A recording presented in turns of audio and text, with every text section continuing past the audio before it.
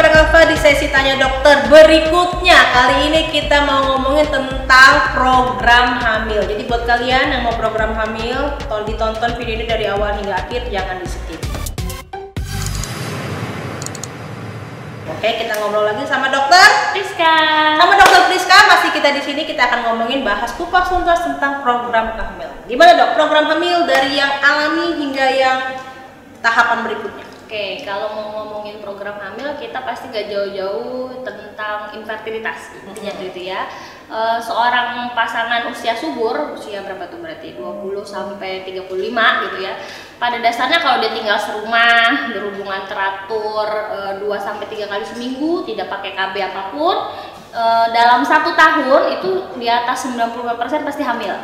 Pasti tuh Dok, 95%. Nah, gitu ya. Cuman berarti ada 5%-nya dalam 1 tahun dengan syarat-syarat seperti itu di atas tidak hamil. Nah, itulah pasangan-pasangan yang memerlukan bantuan untuk kehamilannya seperti itu. Jadi pada pasien-pasien baru sebulan, 2 bulan udah pengen dok saya mau program, aduh kayaknya santai-santai aja dulu gitu, karena 95% pasangan usia subur dalam 1 tahun pertama kehamilan pasti hamil, cuman tinggal bulan waktunya, sabar ya. Jadi tenang aja, chance-nya sangat besar 95%. Dan kalau dalam 1 tahun memang tidak terjadi kehamilan, jadi kita masuk dalam kategori yang 5% itu yang infertilitas, jadi nggak subur gitu ya, bahasa Indonesianya nggak subur gitu. Nah, kalau udah nih dalam setahun mereka berhubungan seminggu 2-3 kali, terus tinggal serumah selama setahun. Nah, apa step-step yang harus dilakukan pertama kali? Pertamanya cek dulu, kita harus mengecek pemeriksaan infertilitas dasar istilahnya ya. Penyebab infertilitas itu 50% karena perempuannya, 50% karena prianya. Jadi nggak bisa salah-salahan gitu ya, 50-50. Jadi kita harus ngecek dari sisi wanitanya, tapi bapaknya juga harus dicek gitu ya. Nah, dari wanitanya apa aja sih yang dicek gitu ya? Pertama di USG dulu, dilihat rahimnya sama indung telurnya ya. Rahim dan indung telurnya itu jangan ada benjolan, jangan ada kista gitu ya. Misalnya bagus semua, oke, itu udah bagus ya perempuannya. Terus laki-lakinya dicek apa? Spermanya nggak cuma jumlah, pergerakan sama bentuk. Ada tuh yang jumlahnya banyak, tapi geraknya lambat, kayak kura-kura gitu misalnya ya. Atau ternyata geraknya cepet, tapi ternyata kepalanya ada 2, ekornya ada bercabang-cabang, itu nggak bisa juga. Dan itu ada syarat-syaratnya, ada jumlahnya berapa minimal. Itu harus cek lab dong. Betul, itu harus cek lab.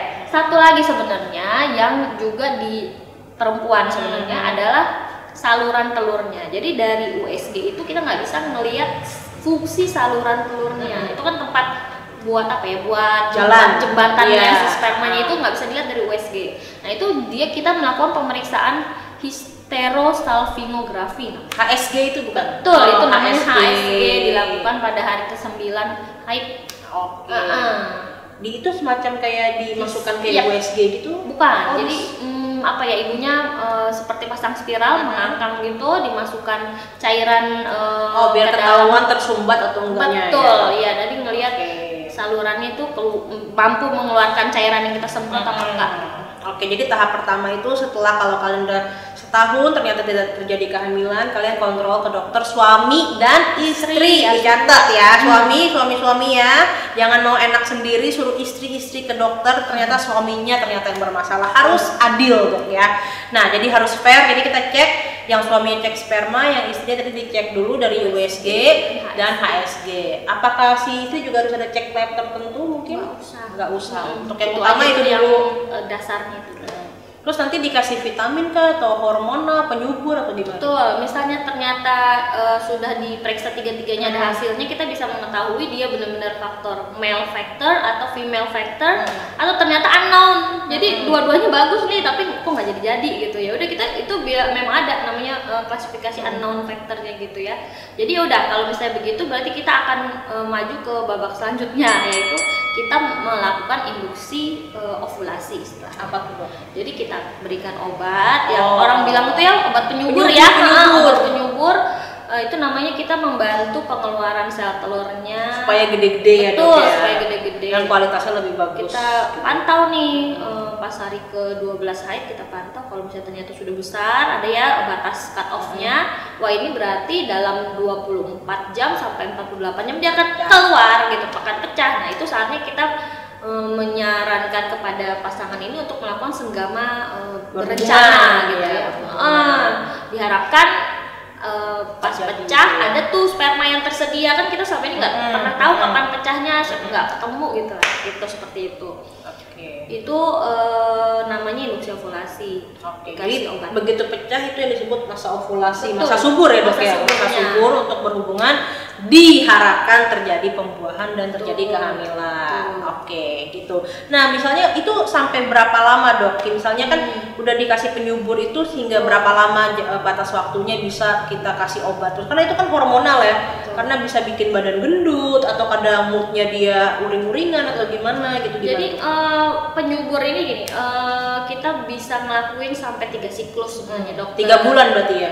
Dokter kandungan umum ya istilahnya ya, 3 siklus itu dengan dosis yang kita naikin terus setiap bulannya kalau tidak tercapai sel telur yang matang setiap tetap dikontrol dengan USG segala macam. Kalau misalnya ternyata sudah tidak bisa dengan cara yang hubungan senggama berencana, berarti kita bisa naik ke step selanjutnya, namanya inseminasi. Ya, jadi benar-benar kita anterin tuh spermanya langsung ke rahim. Kalau ini kan kita lewat berhubungan biasa ya gitu sebelumnya. Nah, ini benar-benar ada sperma sudah dicuci, dipersiapkan, terus dimasukkan ke dalam rahimnya langsung dengan alat. Jadi memperpendek jarak spermanya ketemu sama si sel telurnya. Jadi kan kalau misalnya lewat berhubungan secara alami katanya bisa mati karena asam. Betul, banyak rintangannya. Jadi lewat jalan tol langsung gitu. Tapi prosesnya sama ya dok, tetap dapat dikasih obat dulu, penyubur segala macam, tapi ini nggak secara normal kita berhubungan sendiri, tapi melewati tindakan-tindakan medis tertentu yang dokter bilang. Jadi pertama kalian step pertama secara invasif apa tadi dok? Non invasif, sorry aku tadi pemeriksaan ovulasi iya itu. Tentukan dia faktor apa nih? Jadi step pertama itu tadi. Step pertama jadi kalian dikasih penyubur tadi, kemudian berhubungan secara berencana gitu, secara natural maksimal 3 siklus. Kalau memang tidak terjadi pembuahan bisa naik ke step berikutnya, inseminasi. Itu inseminasi juga chance-nya berapa persen dok kira-kira? Itu sebenarnya nggak terlalu besar juga. Bisa 50 sampai 70% saja. Kalau misalnya inseminasi pertama gagal, untuk mengulang yang selanjutnya itu chance lebih turun lagi sebenarnya. Apakah ada jeda, misalnya amit-amit nih pertama gagal, terus bulan depannya bisa diulang lagi apa harus nunggu? Enggak, itu bisa diulang lagi sebenarnya. Tergantung ketersediaan waktu dan biaya.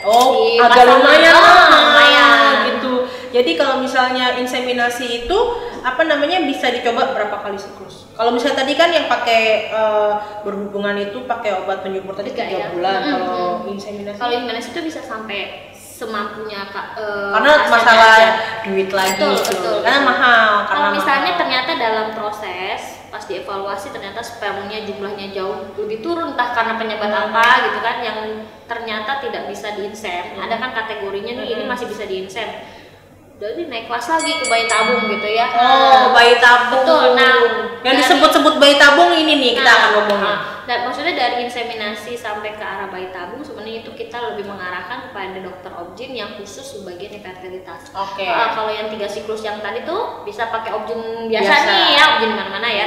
Cuman kalau misalnya udah naik ke insem, kita lebih baik spesialis lagi fertilitas gitu. Jadi itu bayi tabung juga prosesnya sangat mahal juga ya, dan ribet juga gitu. Kalau bayi tabung juga balik lagi ke kesediaan biaya lagi, boleh berkali-kali, tapi kan mental juga drop pasti ya. Itunya mentalnya, keluarganya, betul. Nah, tapi kan tadi itu secara medis tuh dok harus ke dokter. Tapi kan yang nonton nih banyak juga pasti yang berharap tips apa sih yang kita bisa lakukan sendiri tanpa kita ke dokter sambil nunggu setahun, masa kita nggak ada usaha nih dok gitu. Kasih tips ngapain nih dok selama setahun, entah minum vitamin apa yang harus diminum, apakah kita harus olahraga atau gimana dok? Betul. Yang pertama adalah jaga kebugaran diri ya. Nah, jaga kebugaran diri pertama olahraga tuh penting banget. Terus yang kedua adalah dietnya. dietnya itu banyak yang mengandung antioksidan sama mengandung high protein, karena di mana-mana obat penyubur sperma, obat penyubur itu isinya tuh kalau diteliti itu isinya tuh protein, terus antioksidan gitu. Jadi diet itu bisa kita dapetin dari diet sehari-hari gitu ya. Jangan terlalu banyak makanan yang berlemak dan gorengan dan segala macam. Terus tinggi protein dan banyak antioksidan seperti sayur-sayuran hijau dan buah-buahan vitamin C gitu kan. Terus yang ketiga yaitu hubungannya teratur seperti itu ya, jangan LDRan misalnya. Teratur itu 2 sampai 3 kali. Terlalu sering juga nggak bagus ya. Karena di kualitas spermanya apa karena kita capek? Kualitas spermanya kualitas spermanya gitu. Jadi kalau misalnya berhubungan tuh aku karena aku sempat program hamil ini juga dulu aku ingat ada masa subur. Betul. Banyak orang-orang nanya, gimana cara ngitung masa subur, Dok? Masa subur itu sebenarnya bisa dihitung kalau siklus haidnya teratur ya. Dia itu biasanya kita kalau misalnya siklus haidnya 28 ya, rata-rata orang 28 ya.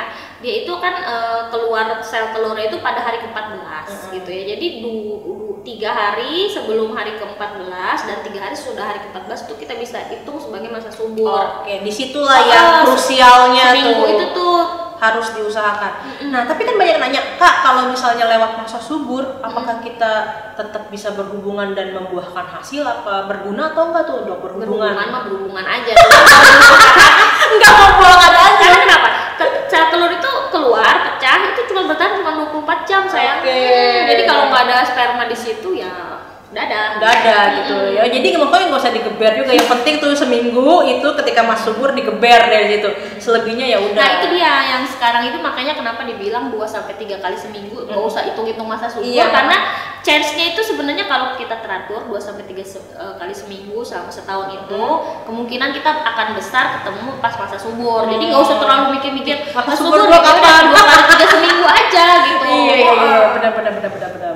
Oke, jadi itu tips dari dokter tadi, berhubungan secara teratur 2 kali seminggu ya. 2 kali seminggu aja, gak usah dilebih-lebihin loh kan, mau 5 kali seminggu parah banget. 2 kali seminggu aja secara teratur ya, selama 1 tahun. Kalau memang tidak membuahkan hasil boleh konsul ke dokter gitu. Ataupun kalau kalian yang belum nikah bisa dilakukan apa, Dok? Premarital check.